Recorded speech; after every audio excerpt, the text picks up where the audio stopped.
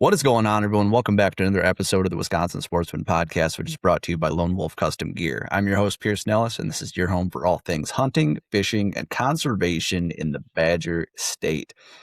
Folks, I hope you're all doing well. Now that we got a fresh 8 inches of snow, depending on where you're at in the state, by the time this comes out. But man, what a spring it's been. I feel like I haven't talked to you guys in forever. I've been kind of burning the midnight oil, doing a bunch of different stuff, just prepping for guide season, been on the road a bunch, getting ready, doing different trout seminars and stuff. Been slammed with work because we're kind of in the midst of building our first prototype for sale right now. And this week, you guys, is just a big kind of a reset week. I'm regrouping. I'm taking some time to just like rest a little bit. And most importantly, I'm sitting down with my buddy Dan Johnson to shoot the breeze a little bit. And honestly, Dan, I want to talk to you about your reset process because in a world where it seems like every time you open your phone, something's on fire, something's going horribly wrong. So there's chaos everywhere. You seem like a fella who doesn't really get rattled super easily. Is that a fair statement?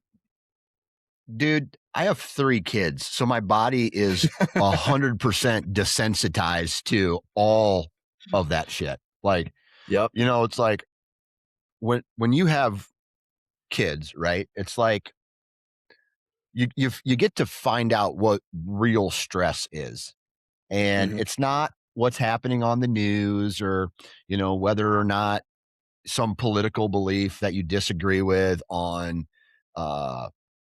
social media or whatever the case is, or even your job at some points. It's like, oh, great. I get a minute to just relax here. And now my kid pissed on the floor and I got to clean it up. Or my kid's running a fever and he's not feeling good. It's just like, I've been through all of that. And so I just like, I'll be completely honest, dude. I've hit a stage in my life where I just do not give a shit. About a lot of things. And so that's the stage of life I'm in right now.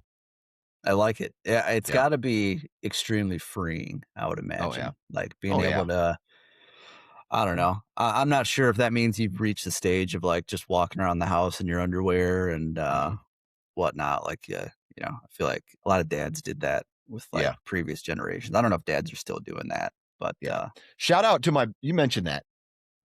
Shout out to my buddy's dad, Dennis Fitzpatrick. He is passed now, but it is an inside joke.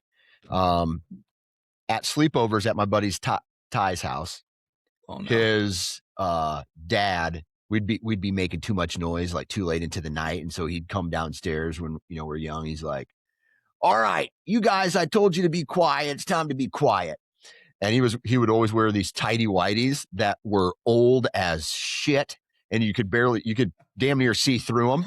They're so old, and you're just like, damn, like I'll be quiet if you don't come downstairs again type of deal. And maybe that was his plan. He just had that pair sitting, making you real uncomfortable.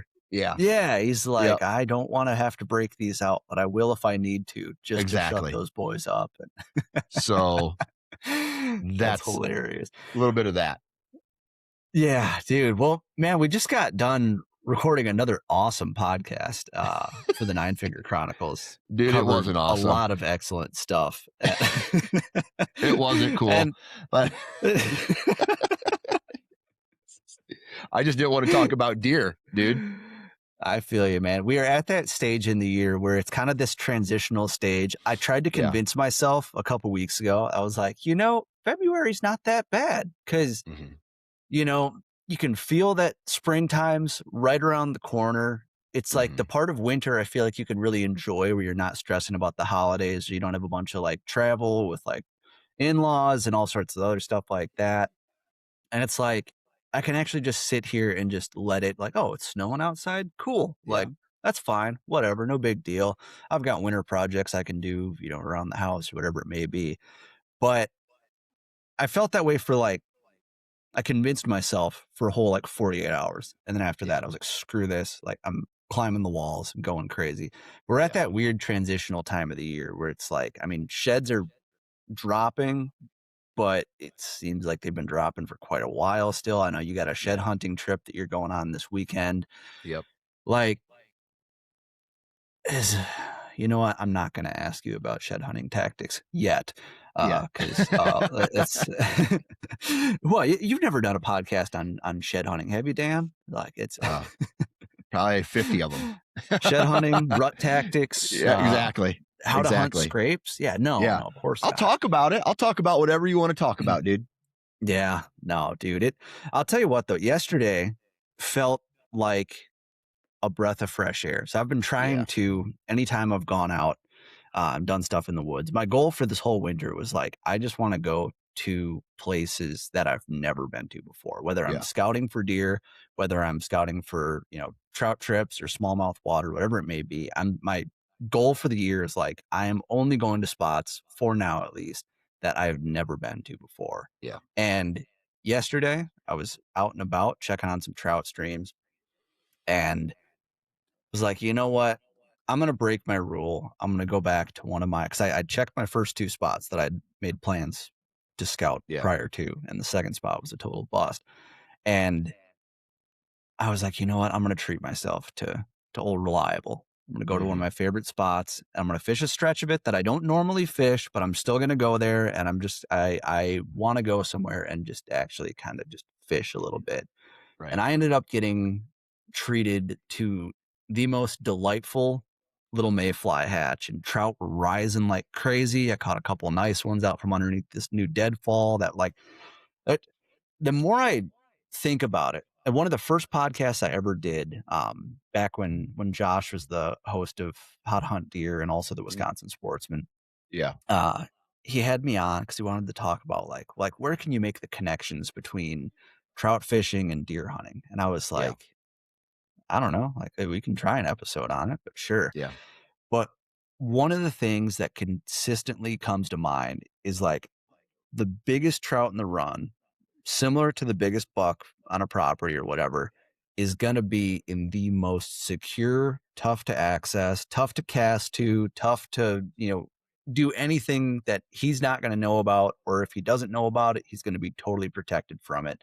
Yeah. Um, in the property. And so that was absolutely the case yesterday in this one. I mean, there was a big pot of them kind of in some open water, and this new tree had fallen kind of at like a downward 45-degree angle. And it Yeah. created this big bucket washed out underneath it. And there was just one fish sitting on there or under that branch that was just coming up and making this big, sounded like you were dunking a coffee cup on the water. Just big gloom, Yep. gloom, gloom. And I was like, hell yes. Like, this is what I needed. And a couple casts later, was able to put that guy in the net. And it was just the most, at least so far this spring, was the most soul filling outdoor Hmm. experience I've had because I haven't heard that first gobble yet. Yeah. And I'm very much looking forward to that when that day There, you comes. got bugs hatching already in Oh the yeah, water. dude. Yeah. Yep. Yeah, for That's sure. crazy. That's Yeah. crazy. I didn't think about that. Well, all the water coming out of the ground is like 54 degrees, 52 degrees, something in there. So yeah, even in Oh, January, nice. we'll have some little midge hatches, just kind of fun. And like we'll have 3 feet of snow on the bank and a pot of That's cool. trout sitting there sipping bugs off the surface. So Love it. yeah, it's fun. It's not when you got to bust ice off the guides, but Yeah. what do you do? What do you But do?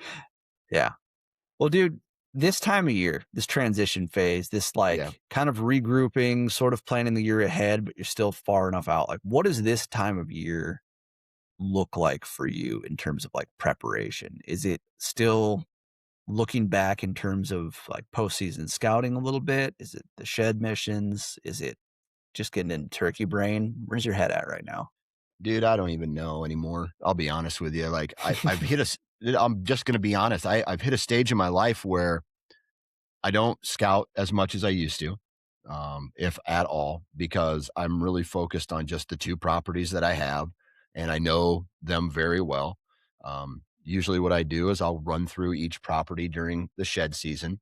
This year, between wrestling and just life, I haven't had the ability to go out and do any shed hunting. That's why I'm going this weekend.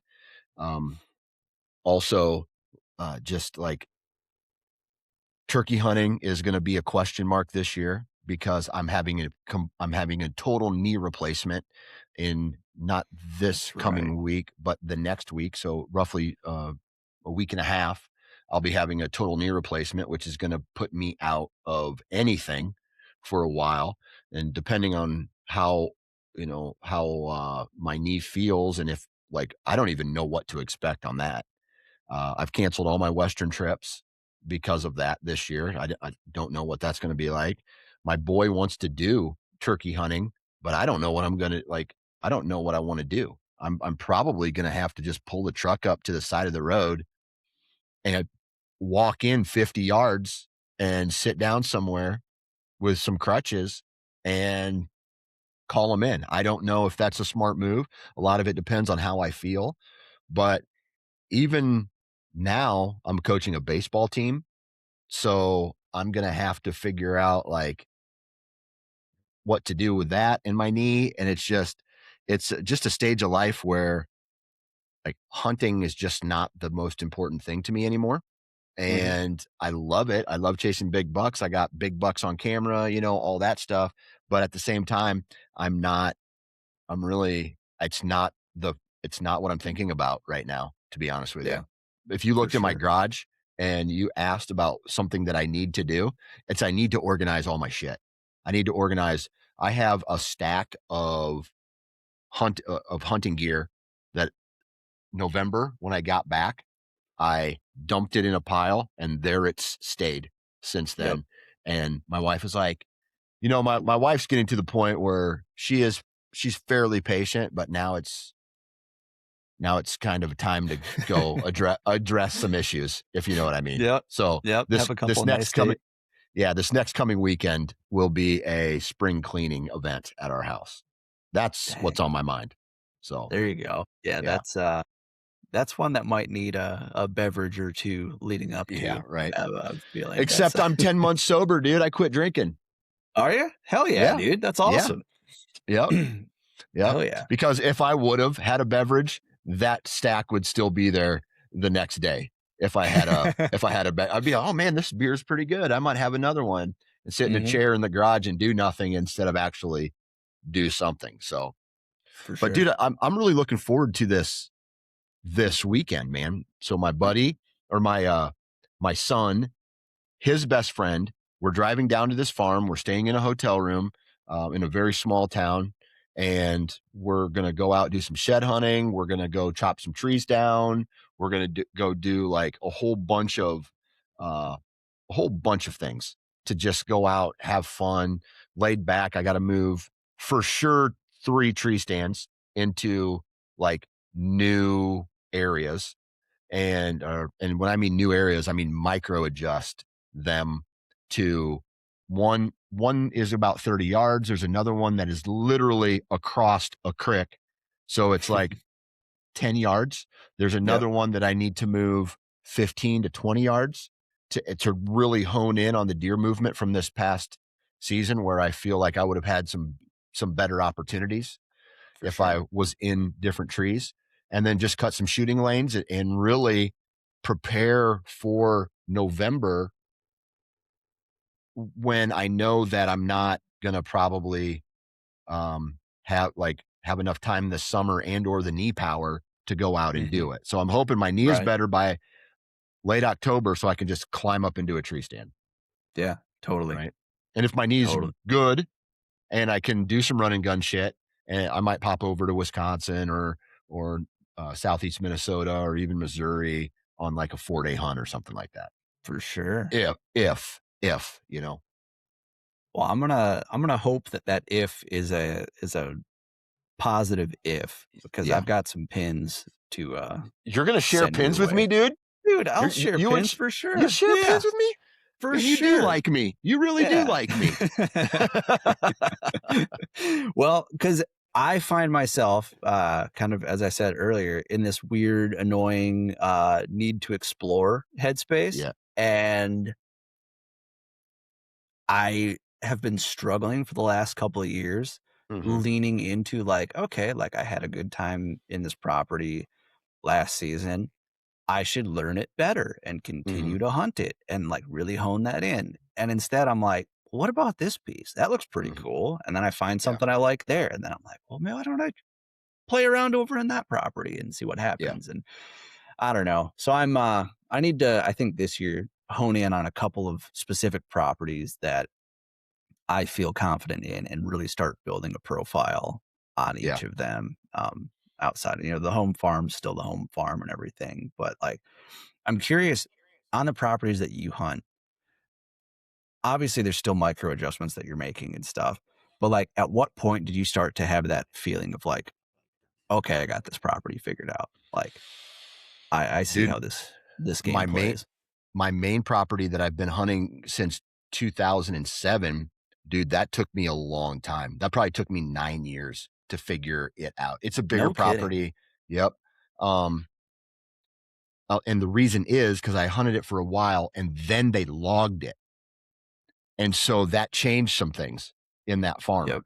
It made areas thicker and it got like trees that I could put a tree stand in, they were gone in certain areas.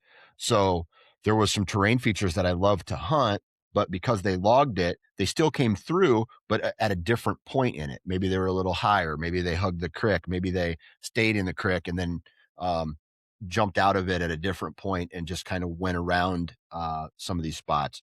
And then, of course, there's always other hunters that I've had to try and worry about.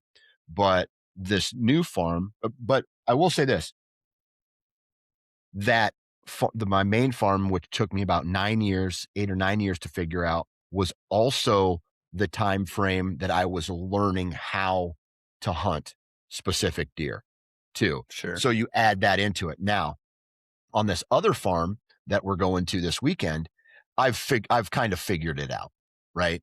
Just because I have way more experience of where I need to go and what terrain features and crit crossings I need to look at before that, right? So I think I've got a really good um I got a really good idea of where these deer are coming from and going to on this new farm, which is why I'm moving tree stands very short distances. For sure. Yeah, Yeah. On that property, the other property, that took you 9 years, yeah, in hunting specific bucks, do those bucks tend to live full time on that property, or is it kind of no figuring out the timing game of, timing, like 100%. yeah, Yep, crop rotation plays a huge role in where they're at throughout the entire year. Corn years, where there's corn in the fields, are much better hunting years than there are beans, because once the beans are out, I'll put it to you this way: the first 5 years I hunted that farm, the farmer was using a old combine. It was really old. He upgraded, and the grain waste that was kicked out the back yep. was literally nothing at that point, right? I'd walk through the field and be like, dude, there's corn and beans everywhere. He got the new tractor, and I'm just like, oh shit, there's nothing here. And that played an Mhm. impact, dude. I'm telling you, it played an impact on where the deer were feeding throughout that. And they would cross the creek to a different direction to go to a different field that had that. And so I just was like, dude, I'm uh, the crop rotation played a huge role in that. The logging had a role in that. Now they're moving cattle into different pastures. That plays a role. So I'm always having to adjust to try to locate these deer. And I know where they like to move throughout the year and where they like to bed early season and where the doe groups kind of live. But once like shotgun season comes through, they are gone Yep. until I would say they start feeding back into the farm somewhere around April to have their babies. No Yeah. kidding, that Yep. long. Oh yeah. Yep. The shotgun hunters run it like 4 times, 4 or 5 times throughout the Sure. season. I'm not saying that's a bad thing. I'm just saying that's what happens. Mhm. And it kicks the deer off the property and they don't come back really until the crops are planted. Dang. Yeah. Is there I guess, what's the cover that they run to during shotgun, do you think? Is there like a river bottom that they can hole Whatever's up on the in? Is neighbor's there? farm. Yeah, whatever's on the Oh, neighbor okay. farm. Neighbors don't Yeah. hunt. Gotcha. Well, they do, Or they do. but they have a little bit thicker. They don't have any livestock Sure. on their farms. They find little pockets to go nestle down into river bottom. They're probably hugged pretty tight to the river bottom, and Mhm. then they become instantly nocturnal in that time frame, or they're just pushed, you know, half mile down the road to whatever is next, right? Yep. So, yeah, Yeah, dude. The cattle game paired with the gun pressure game mhm, is a really freaking hard one because anytime you've yeah, got that pasture and it's like you have to basically cross a desert to get to that little island of trees that you know that they're in, or yeah, you're in that pasture. And it's like there's nothing that's really going to concentrate them there except yeah, for maybe terrain features, and they'll tuck down kind of behind that ridge and you know yeah. run those bowls. But dude, it's painful. Like some of those Oh yeah. times where you gotta just sit there and watch them from a couple 100 yards away and Mhm. figure them out. How have you found is the best way to, like, get into those isolated pockets of timber? Or do you leave them alone more so for bedding, and try and catch Mm, them dude, elsewhere? when it's time to hunt, it's time to hunt, man. Like For I sure. don't leave anything alone in November. I'm in. Hell yeah. I'm trying to find the deer, the doe groups. I'm trying to find their pattern, and that's what I'm sitting up on. I'm not. I really don't even. I know bucks are in the area because I get some trail camera data, but Yep, outside of that, dude, I'm a huge advocate of what dictates deer movement during the rut, especially if you're trying to hunt a buck. It's does. And so I am sitting up on doe groups, and my goal every single sit is to get within shooting range of a doe, period. And that's it. for sure. And then if I do that long enough, somebody's coming through that area with some antlers on him. And more than likely, it's going to be in a decent area where the buck's going to step out or he's going to go through this terrain feature or whatever the case is, and he's going to be there. Hell yeah. I like it, man. Yep. Yeah, it's I don't know. That I think right there you just you just solved rut hunting for us right there, man. Like that's you Dude, just it's you just, it's threw 50 one episodes tactic. of rut conversation into into one succinct strategy. You just Dude, get where the does are at. And I walk into a property. I don't really care about big rubs are awesome to look at. It lets you know Mhm, that there's probably a decent sized buck there. Scrapes are awesome because it tells you that deer are there.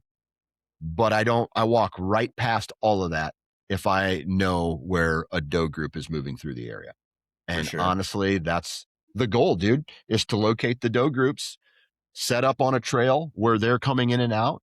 And if trail camera pictures have taught me anything, it's that you put your trail camera on a doe group, and somewhere around the last 5 days of October, there's going to be a buck on camera checking out that doe group and Yep, on that trail or on a scrape next to where does hang out. So definitely. it's like I used to get really, really detailed about it, where I was like, dude, I got to be here because there's this, and then there's this, and all this, and then the corn, and then the beans, and then the wind, and then the temp. And I'm just like, none of that matters if you don't have does. So Yep, I've tried to just straight up simplify everything and find the does. Okay, found the doe A to B. And now I need to find the access route to get downwind of where they're coming. And it's a win. That's how I've found my success over the last handful of years.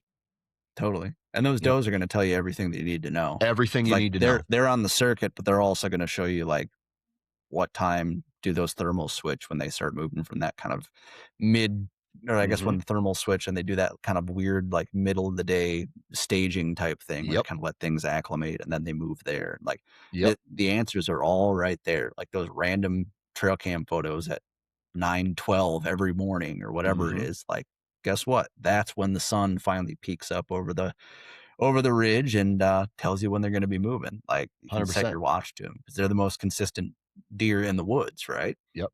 100%. So, 100%. yeah. And so whether, and then, knowing your access routes and how, not just the bedding areas, but how they come into them. Once you can find a group of does, dude, and this is one thing that I have found is, especially in the mornings, if you can watch does come into a bedding area and you don't see them come out of it, they're probably in there. My guess is they may sneak through. I don't know. But then what tends to happen is the bucks are bedded somewhere else throughout the day.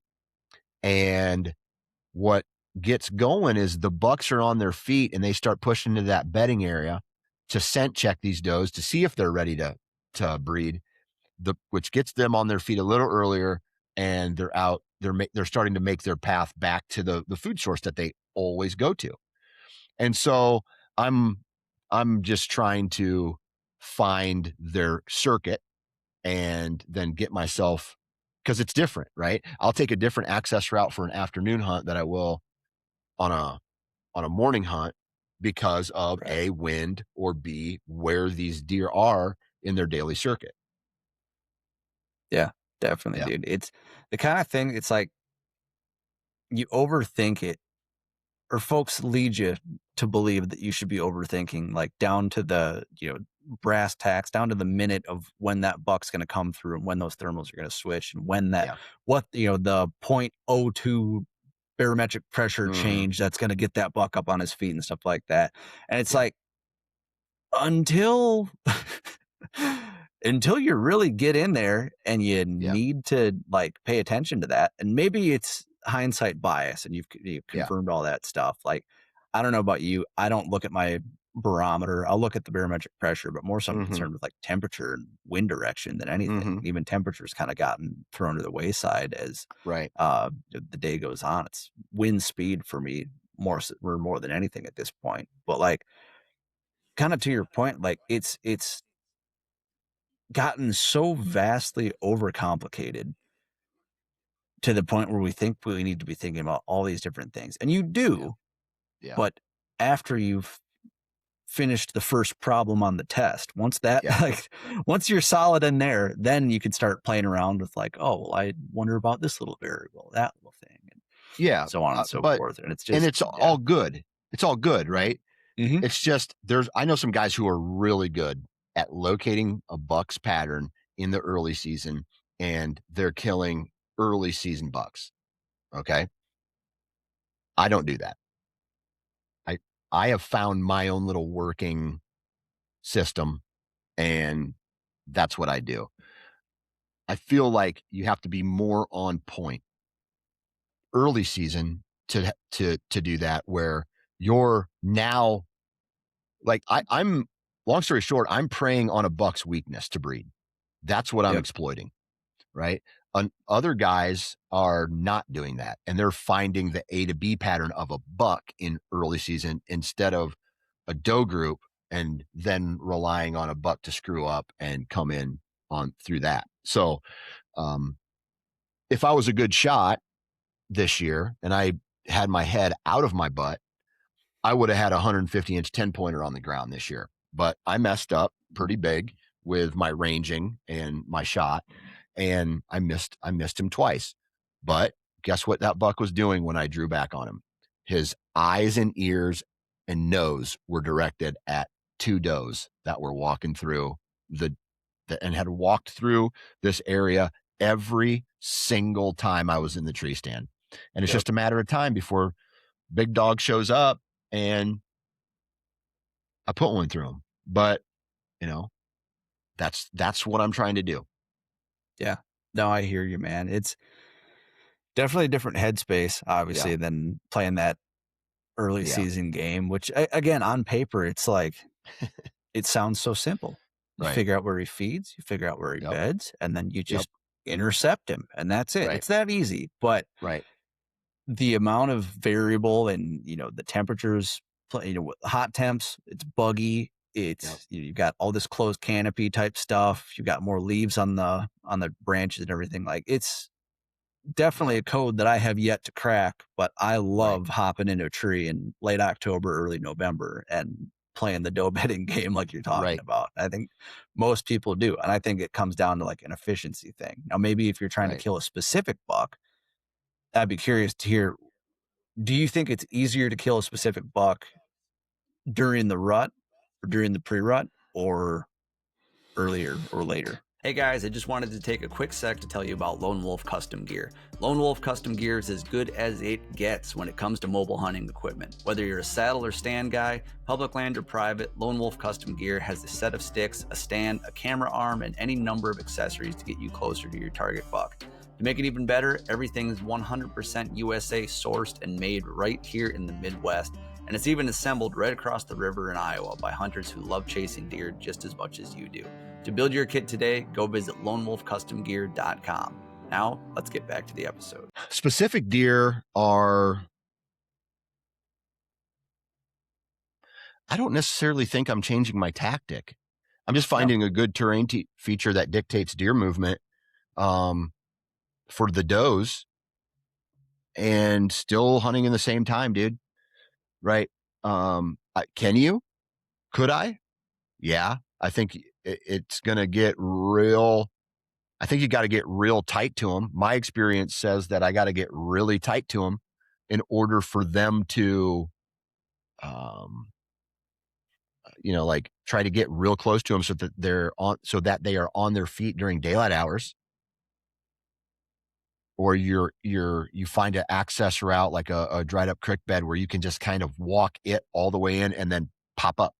You know what I mean? For sure. But it to me just, I don't know, man. I feel like I found what works for me.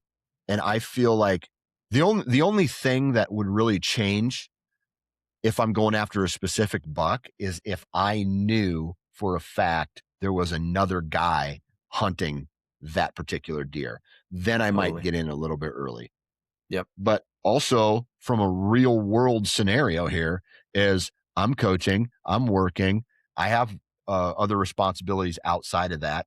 And I, at some point, have to give my wife a schedule of when I'm going to be gone. Right. And I don't know. I just stick to that now on. Like this year, because I didn't go on a Western hunt, there might be an opportunity for me to change a couple things because I might be able to hunt, a couple weekends, and I don't know if I'm going to coach football this year.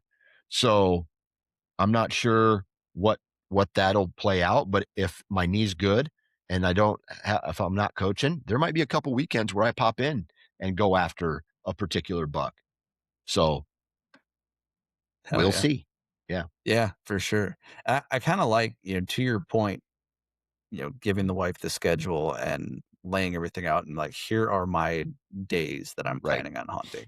Right. I think in a lot of ways that frees up a lot of mental space because you're not sitting there looking at the forecast. Oh, like, yeah. oh, well, I should try and, switch this day for, next Friday instead. And I'll like try and play that. Like if you just hunt the conditions that you're given on the days that you're given. Yep. I think that, allows you to put yourself in that better headspace of it's time to go after him because now is literally the time that I chose.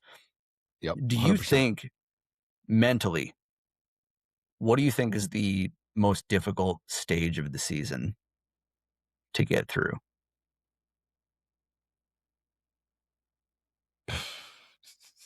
Well, I'll tell you what it used to be for me, and it would probably be like that October timeframe leading up to the rut where I wanted to be out there, but I knew like from past experience, I just would have been wasting a lot of my time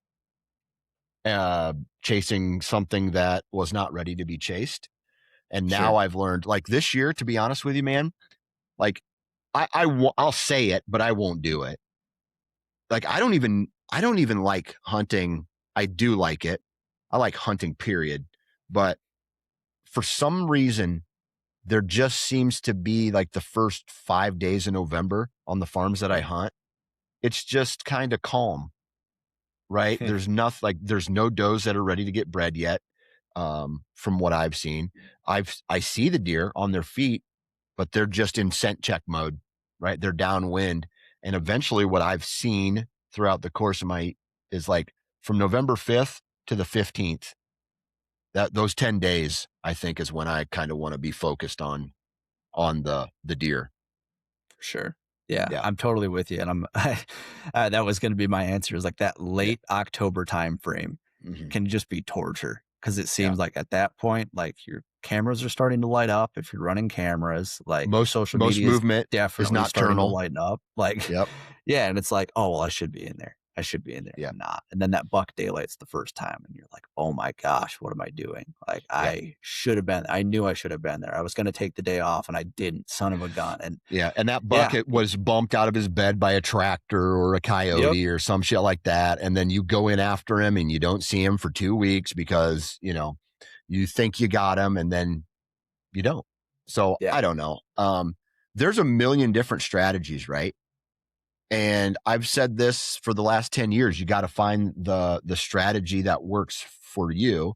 I just so happen, call it the easy button or the easy way out. I like to hunt the rut. I like to hunt the doe groups in that. My favorite time to hunt is when the bucks are ready to breed, but the does are not. Yep. And that means they are very susceptible to calling. They're very susceptible to um, coming in and getting tricked by a single grunt. Yep. They're Like, getting territorial yep, already. Yep. getting territorial. And then they can come in. They're vulnerable because they're starting to feel the pressure that I have to have the first doe, and the does aren't ready yet. Yep. So Yeah. No, I'm right there with you. But I think it's that window that gets a lot of guys. yeah, It's that it ends their season before it's even begun when they yeah, rush in there, and it's too soon for that. Because yep, like you said, like, 100%. it could be that buck getting bumped by a coyote or a tractor or a farmer or whatever it is when they're picking Yeah, the corn, yeah, and yeah, you get in there one day too early. And now that, your scent is in there and that buck knows going into the remainder of the rut, I'm either going to check that spot at night or I'm going to loop around and do some screwy little yeah, entry path or J hook or whatever it is. yep, Do you like hunting right after the crop comes out? Or like, as I know everybody raves about it. yeah. I If I was have close, seen, yeah, yeah. If I was closer to my farms, maybe, but I'm sure. not. Yeah. Yeah. And if I knew when the farmer was going to pick the crops, then maybe I would, but I'm not. So Yeah. I don't know. No, I'm with you, dude. Yeah. In my experience at least, hunting an inside corner up on top like a ridgetop field, I so often am like, "Oh, this will be perfect. It's gonna be like Yeah. a mechanical deer drive, basically, and the woods are gonna Yep. be on fire." I think in my years of hunting, I've seen a grand total of maybe like 7 deer while the corn's Yeah. coming out or the Yeah. beans are coming out. And I think it's just one of those fallacies that, to your point, if you're trying to push things past what your original plan is and you're Yeah. trying to like squeeze a little bit more out, I mean, maybe that's just the universe, not to get woo woo here, but I Yeah. think there is something to be said for like when the universe knows like you're trying to pull a fast one or you're trying to take a little bit extra, get a little bit, get that Get a second scoop, you know? get a greedy, get a little greedy. Yep, Yep. exactly. It's got a way of humbling you, especially in the deer woods or Right. turkey woods or whatever it is, Right. where yeah, the second you try and pull a fast one, it's game over. Like, Right. I don't know, which is good. That's why we do it. Yeah. Hell yeah, Let me dude. ask you this. Do you have any major pet peeves in the hunting world? Like in my own In your own strategy. life? In the just the world of hunting? I have a pet peeve that I do to myself. What's that? And we kind of just talked about it. My pet peeve is when I say to myself, dude, don't go into your farm until November 5th or 4th or something like that. And guess what? I'm there as soon as Halloween's over. I'm in the truck and I'm heading to the farm. Yep. And I'm watching the pre-rut happen. And, there's no deer chasing yet. There's no bucks. The bucks are there, but they're not like, they're still popping out at like, let's just say 20 minutes before shooting light right there. I try to get aggressive and maybe I bump one. That's my biggest pet peeve that I have against myself. And every year I'm like, dumbass, just hunt the second and third week instead of the fourth week or the first week of the rut, right? Yep. Everything just seems really fresh the first week of the rut. And there's all this anticipation and the leaves are still on the trees or something like that. But man, if I could only pick 1 week, it'd be the second week in November. Right? Yeah. It's the week leading up to peak breeding. That's probably what I would do. Like the 5th, like I said, the 5th through the 10th. But every year I just I screw it up myself. It's not even screwing it up. I just go too early. Right. Yep. And on smaller properties or trying to get into a certain spot every single year just seems a lot more difficult, if that makes sense, because because I'm going using the same access route on the same winds. And especially if the winds are consistent for like this year, I had like one west wind for like 5 days and it didn't shift north and it didn't shift west on the property that I hunted. And it frustrated me because I could see the deer movement, but I couldn't go in there because if I went in there, I'd blow them out or I could get into my tree stand, but they always loop out and get downwind to me, which isn't necessarily a bad thing if they're far away because they've made it past you. But in this particular scenario, they were coming through a place that didn't have a lot of trees to hang in and they would get by me. But if I had an east wind, I could get in there and they would have crossed, or a south wind and they would have stayed south of me yet. So I don't know. Every year I say I'm going to do something and I never do it. Another big pet peeve of mine is, let me think of here. What are some other pet peeves of mine? I have another pet peeve, and that is not controlled, but the farmer is there and they are number one priority, but then they start to do their farm work or they start to mow or they start to do whatever while I'm there. And I'm just like, that's a pet peeve of mine. Totally. Right? That's a pet peeve of mine. Or I don't know. Maybe a public land pet peeve would be, you walked by my truck and you saw me and you came over to me and then you say something like, I didn't know anybody was back here. Oh, really? You drove by my truck, then you walked like you looked at me through binoculars and then you kept going. And that's public land, right? I mean, you have that. Yeah. I'm not mad at it, but don't try to like goofball me and be like, well, I didn't know you were there, you know? Yeah. So play the dumb card. What do you have for pet peeves? Dude, I mean, I had forgotten until you just mentioned like the farmer being out and about. Like it's one thing. I think the exception is like if it's routine farm work, if it's doing something that may even like push a deer your way, like I can get on board with that. I had a buddy, this didn't happen to me, thank God, but I had a buddy of mine this last year. He got permission to hunt this farm. It was kind of on this like sort of an island of trees or whatever that was just barely, it was almost like a little corridor between this island of trees in the middle of this cornfield, maybe like 50 yards, and then like a timber line and everything. Right. And deer had been going out there and feeding. And he had the landowner roll up to him on a snowmobile during muzzleloader season just to say hi, shoot the shit. Love it. Like, Love it. Just hang out. And yeah, so there's that one. There's this is going to sound super petty, but like when you get roped into the conversation or like while you're trying to like get in there and time it up, the farmer, and they start to talk to you. Yeah. Yep. Yeah. Yeah. I love that. I don't mind that one. I can't get mad at it. Yeah. Yeah. I don't mind that one because I actually, you get to like, for me, there's a lot of information that they are going to share about you. Totally. Like they're going to tell you about what they've saw. They're going to talk to you about how many times the other people have been in and out of the gates or whatever like that. Or, And That's so super I don't true. mind that or having that conversation, because more than likely I'm going in way too early anyway. Right. Like it's noon. I don't need to be in there until like, I don't know, 2:30, 3:00 or whatever the case is. So that's not necessarily a pet peeve, except when I'm late. Then it becomes a pet peeve. I was going to say that I am notoriously late for that kind of stuff. So that's why that is where my, my peeviness comes from there. Yep. I got another one that's super petty that I thought of last night. I was making some burgers, out of the buck I shot last year, and was kind of pressing them out and, seasoning them, all that sort of stuff. Yeah. And I was like, hell yeah, I'm stoked for this. This will be awesome.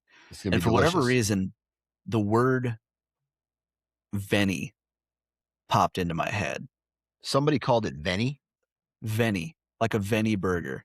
Yeah. And I've heard people say that. And You I don't just like thought to Veni? myself, I think it's the douchiest verbiage of I'll take deer meat or deer sticks or deer jerky or buck meat over Veni personally. Veni. And So I when couldn't someone tell you says, why. "Hey, I dude, don't know. come over for a little Veni chili," you're like, "No, dude, I'm not going over to your I'm house." not saying no. Yeah. But I'm chewing my pisses tongue you a little off. bit. Admit it. Just a little bit. Yeah. Dude. Yeah. And I can't tell you why. It's irrational, Dan. I have no clue why. At least you admit it. At least you admit reason, that it. Veni just seems like, ugh, what are we trying to do here? Like, let's call it what it is. I don't know. Venison. Yeah. Yeah, exactly. Yeah. Venison. I don't know, man. That seems a little strange to me. Maybe you got some inner problems you need to talk to someone about. I got something for sure. Yeah, for sure. It's my my shitty home butchering knowledge. Yeah, I'm like, I haven't earned the right. I worked too hard to call this Veni. It's venison. Exactly. I worked too damn hard. Yeah. Yeah. Yep. Exactly. Yeah, I don't know. That one popped in, and I was like, I'm gonna run that one by Dan tomorrow. Veni. I don't know. I don't have a. Yeah, it sounds like, I don't know what it sounds like. It just sounds a little. Yeah, I get it. To me, it sounds like it's trying to be cooler than it is. I get it. I get it, man. It's irrational. I don't know. There's no. I guess to my knowledge, there's no shortage or like shorter version of any other type of wild game meat. Like turkey's turkey. Yeah. Elk's elk. Moose is moose. But is elk also venison? Elk venison? Is it elk venison or is it deer venison? Because I think it's all technically if it's a certain all wild game. Animal, wouldn't that all be venison? Like moose venison is the same is effectively not the same, like the same, but like if they're all cervids, wouldn't they be all venison? I don't know, dude. You got to research that, and then you got to get someone else who knows what the hell they're talking about on the podcast to just talk about it. I'll get Nick Otto on the line. Yeah, dude, that's the answer. Yeah. He'll punch me through the phone for. Yeah, exactly. I'd call him right now, but he's at school. Yeah, I'd call him right now. Dude, let's do it. Hang on, let's just do it. Let's see it. Okay. Okay, Nick. Hang on. Nick's never going to come on the show. No, he's not. Here it is. Hang on one second. Let's see if he answers. Can you hear it ring? Yep. He's probably in school teaching right now. He's not going to answer. And then when it does ring, we're going to leave a message, or I'll leave a message over here, and I'll be like, you need to call Pierce. And hey, you've reached Nick. Yep. Not here. Leave a message. Yeah, Nick, this is Dan Johnson, and I'm currently recording live on the Wisconsin Sportsman podcast. And Pierce, it's not me. I know all this because I'm smart, but Pierce has a question about whether or not elk is also venison, or is it only deer that is venison, or is it all wild game that's venison? If you could reach out to Pierce from the Wisconsin Sportsman podcast and fill him in, we would both appreciate it. Thank you. There. I thought you were about to send me down the river and tell him that I think he sounds like a douche for calling venison Benny. Maybe we'll cut that out. We'll see. Yeah. I don't know. No. Nah, If he just leave it listens to in. this, if he listens to this, then he I don't know. Dude, that's one person who is flying under the radar huge. Big time. Yeah. Is Nick in the Huntivore podcast. Dude, like, I could listen to his voice all day. I always tell him this. He's got an NPR voice. Big but time. Dude, you know, I love killing big deer and I love eating deer, but this dude is like very passionate about the way deer is cooked or venison is cooked. And he's like way into that aspect of it. And that's something I'm actually a little jealous of. I want to be more like cuisine oriented. Like if you were to say Dan Johnson and cuisine in the same sense, you would have made a mistake in how you're describing me. But like when you talk about Nick and you say cuisine, he doesn't make food, he makes cuisine. Yeah, for sure. Yeah. Shout out Nick. Dude, dude, Nick's the man. Even if he does say Venny. But, you always got that one friend you let slide. Stuff pisses you off, but you just let him slide on it. Yeah. Exactly. Well, Nick, I think with the Huntivore podcast, he says, it would just be tedious to say venison as often as he's going to have to say it on his show. But I'm right there with you. I've been trying to step up the wild game cooking a little bit this year and try doing some different things and perfect at least the cook time and temperature of all my wild game. And I mean, at the moment, that is whitetail deer and wild turkey and the occasional pheasant or maybe one duck. And I'm feeling pretty good about it. It's been warm enough that we've been able to grill.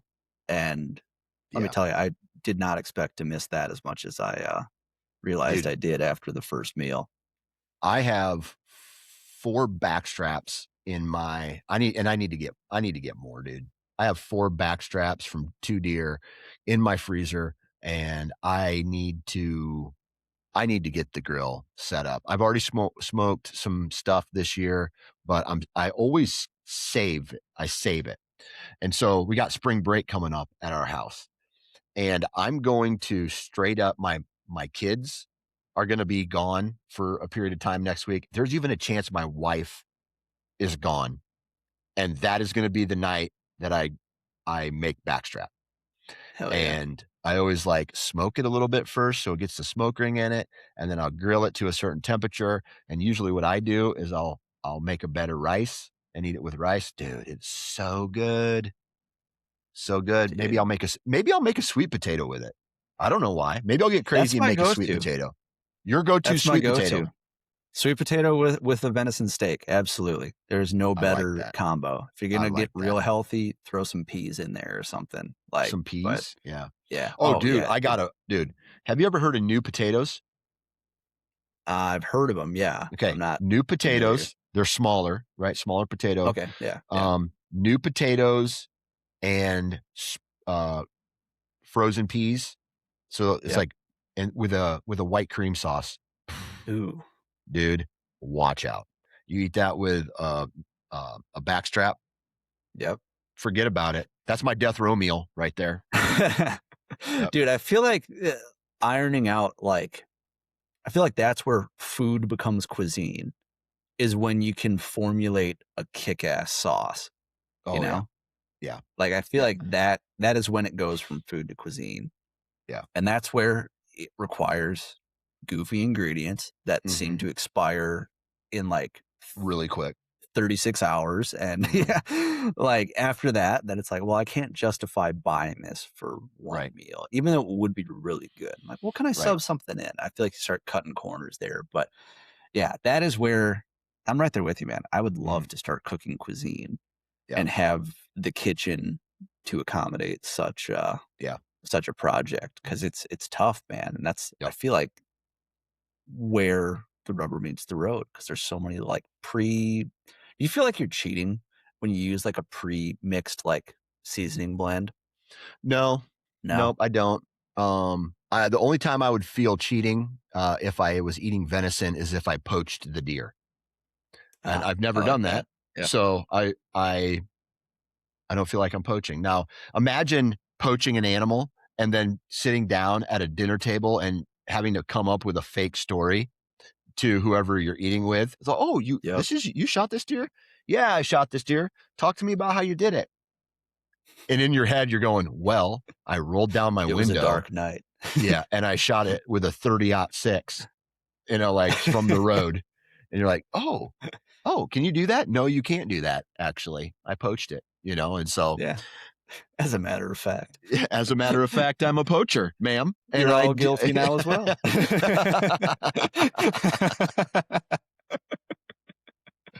That's funny. That's crazy, dude. You got to be in a really tough headspace, I feel like, to poach a deer, to poach anything, really. Like, there's and you can't even talk to people about it. Yeah. Dude, I know guys. Okay, so imagine somebody, you poaching a deer and somehow you come up with a tag for it and you get it mounted and it's in your house, right? Number one, you've lied to yourself, first and foremost. Number two, anytime anybody it comes into your house and they ask you the question about that deer, you have to lie to them about it. So you're not just lying one time, you're lying to yourself every day you see it. And then you're also lying to whoever asks you a question about it. Blows my mind. Yeah. Why someone would carry it. Right? Yeah. Who was that guy who had the gigantic buck recently and it was a big hubbub last year about it? That out of Indiana or whatever it was. Indiana or Ohio or something like that. So yeah, something like that. He was on a couple podcasts telling the story about it. I mean, he made it a huge thing. Yep. And then he got busted for poaching. And so I'm sitting here going, that's a giant deer, first off. Now you're going to try to play it off and make some like money off of it. You don't think people are going to start looking into where that deer was? And if it's that big, dude, giant deer are on trail camera somewhere these days. You know what I mean? Like every deer that is on trail that I have on trail camera is also on somebody else's trail camera. I can almost guarantee it. Right. For sure. And so, man, I don't know, dude. It's ridiculous. And well, that's the dichotomy of it too. Is like, you're going to poach a potential North American record whitetail. Yeah. People are going to ask how it went. Yeah. How you got it, where you got it. How'd you Any shoot him? inconsistencies in the story? Yep. Yeah. See you later. Yep. Yeah. And then the other thing is, I was thinking about this. A couple years ago, me and my son went down to the shooting range before shotgun season, and we were shooting guns, right? Because I thought I was going to go shoot shotgun season. And we were down at the range. We shot our targets, got back in the truck, and we were driving down this road, and we saw a deer on the side of the road. It wasn't a big buck, but it was a buck. And my son was like, "Oh, Dad, look at the buck." And so we slowed down and we looked at it. I could have pulled my gun out, shot that deer from the road in front of my son. And then you have another poacher who thinks that's acceptable. You know what I mean?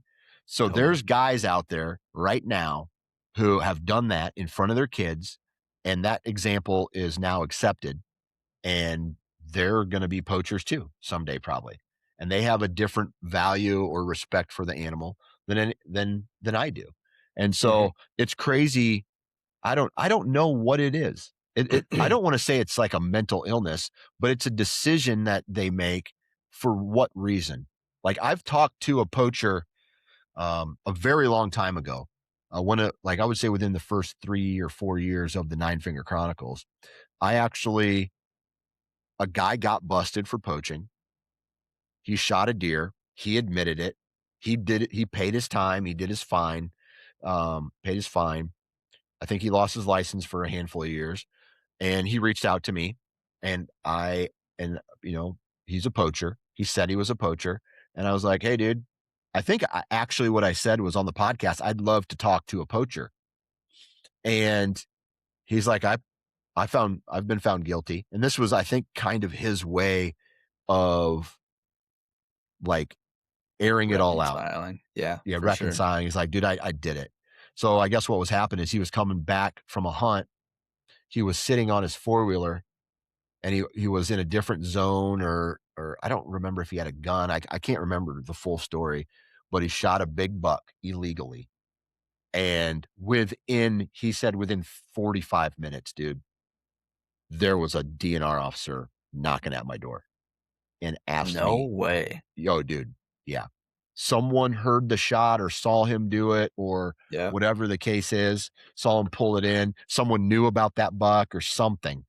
And he was on a four-wheeler, I believe at the time and things like that. And then he ended up pleading guilty, admitting all of it and got in trouble for it. And, Jeez. you know, I'm a guy who believes in second chances. Truly I am. But there's guys out there that they do it and they do it a lot and they've never been caught and their mind doesn't change. Like that's an example. The first story I said was an example of a guy who did it. I think he got caught up in the moment. He learned his lesson. He's never going to do it again. But there's other people out there that just do not give a shit and they're going to shoot. They're going to lie, cheat, and steal and bait and all that stuff so that someday they get a giant enough buck that they can put on their wall and then lie to people about. I don't know what that means. Because you're going to say you did something, but then you actually didn't do that thing you said. And that blows my mind. Dude, for sure. And the amount of work that you're going through for the rest of your life to cover up that story and keep that thing straight. And like, even if it's like, say it's like illegal baiting or it's, you're hopping a boundary line or whatever, the stress that comes with peeking back over your shoulder if you're going to be, skirting onto somebody else's property or if you're going to be sneaking out in the middle of the night with a, mineral block or whatever it is, like you'd be so much better off and you'd feel a hell of a lot better if you just decided to be a better hunter and like put in a little more scouting time and did this or did that. And I don't know. It's I think to your point there of like, what position do you have to be in to be willing to do that just for the sake of a big buck that you are otherwise incapable of harvesting? Right. There's better ways to go about it. Like pay your dues. You got to pay to play, right? And that's a fact. I don't know. I would hope though that like, I don't have kids, but I feel like the innocence of kids, if they were to like to your point of like watching their dad or someone in their family shoot that deer, poach that deer illegally, I would hope that it would like give them that kind of uneasy feeling because now they're guilty by association, even though they had nothing to do with it, but they know like you would think that would weigh on them enough that they would, hopefully it would deter them from making grandpa's mistake or whatever it was down the road. But I don't know. I don't know, dude. I don't know. Don't It's poach. There you go. Yeah. Don't poach. Don't poach. Word. Don't poach deer. Absolutely. Yep. Exactly. It's kind of a downer to end things on there, but we gotta right this ship here. We spent all the last podcast talking about taking dumps, so we gotta we gotta rebound here. I think we gotta find equilibrium for a sec. But man, exactly. You mentioned you got some spring cleaning coming up. You got a knee replacement coming up, man. What are you most excited for this year? Man, I'll be completely honest. Get this knee surgery out of the way. Get into baseball season and then just actually work on my business and fish with my boy. My oldest boy loves to fish and I need to knock on some doors on some farm ponds around here and try to find some more access just to catch some fish and throw them back into a pond, just some catch and release type stuff. And, I would love to find some additional places to go and fish that don't need a boat. Yeah, totally. Dude, that is one thing that I think is a distinct aspect of like the Iowa outdoorsman culture is the farm pond that's loaded with just mega largemouth, Mega. Yeah. like crappies. And yeah, if you want to find a 10-pound largemouth in the Midwest, you just got to find the right farm. Got to find a And it's farm pond. probably going to be in Iowa. Yep, exactly. I love Yep. it, dude. Well, man, I can't thank you enough for hopping on the Absolutely, show man. today and helping me just reset a little bit, going into this going into the spring here. We got a lot of great turkey content coming down the pipe here, and I'm stoked to hear that first gobble. I cannot wait. Amen. Folks listening, on that note of turkey hunting, be sure if you have never experienced the turkey woods and you would like to, you want to learn how to hunt turkeys, you can do so with our very own Wisconsin BHA chapter. Go register on the DNR website. If you just search for Learn to Hunt Turkeys, I'm going to be helping out with Tony Cordero's on April, I think 11th and 12th up in Vernon County. We're going to be running around, I think, some public near the Kickapoo area, something like that, Kickapoo Valley Reserve. So I'm stoked for that. If you never turkey hunted before, would love to take you out. So be sure to sign up for that. Find more information on the DNR website. Just search for Learn to Hunt Turkeys. And if you're not in the mood to travel that far west, you're somebody over in the Milwaukee area or the eastern half of the state, there are several other Learn to Hunt Turkey events going on, which you can find more information for through BHA and the DNR website. So be sure to go check that out. Dan, dude, I appreciate your time, dude. Always a pleasure chatting with you. Folks, I appreciate you listening, and we will talk to you next Tuesday. Thanks, guys.